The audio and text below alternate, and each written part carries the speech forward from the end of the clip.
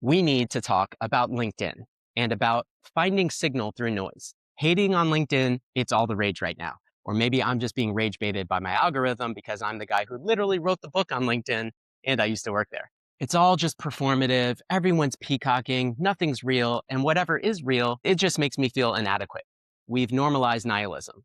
But you got to have some hope in two ways. First, let's recognize that despite what people might be saying on LinkedIn, in general, they are not crushing it. According to Gallup, only 1/5 of people even like their jobs enough to consider themselves engaged. 80% of people are disengaged or unhappy in their jobs. Second, finding that signal through noise. There is a ton of value amidst all the showboating. I am worried that a whole generation of professionals is growing up not understanding the real value of LinkedIn, which is one thing and one thing only, a single use case, finding, or better yet, getting found for a job.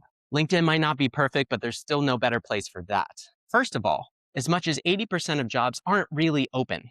They're never posted. They're most likely going to internal candidates or to someone that the hiring manager already knows. And for those that are really open, before the AI boom, you were 10 times more likely to get hired if you had a referral from an employee. Referrals made up 40% of actual hires, but only 7% of applicants. Now with AI, the difference is even starker. It's a 20x improvement. Why? Because hirers also need to find signal through all that noise. With bots applying to jobs and bots reviewing those applications, they trust humans to help them figure out who's really good. You also have to find that signal through the noise. And let me tell you why LinkedIn is still the best place for job seekers. Something we now take for granted. LinkedIn is the great opportunity democratizer. It has punctured a hole in the old boys clubs and made it possible to get to anyone if you just have enough scrap and creativity. It's also something called network effect. When you get to 500 plus connections, you're able to see into millions of people.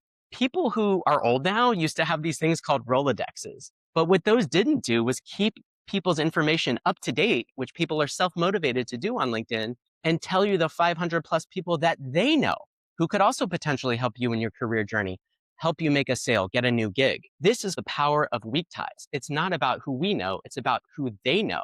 That's where we get the volume and where we get in the door.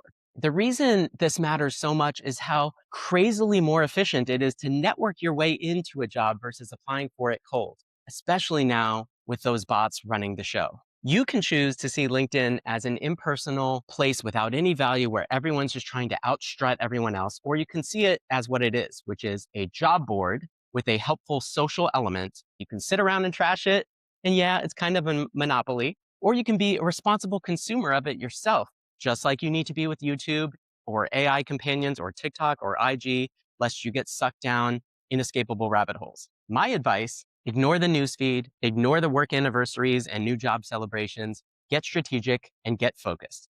And this is to say nothing about optimizing your profile to get found and get vetted for a job. So find signal in the noise. That alone will give you a huge leg up on the vast majority of people and bots in the job search.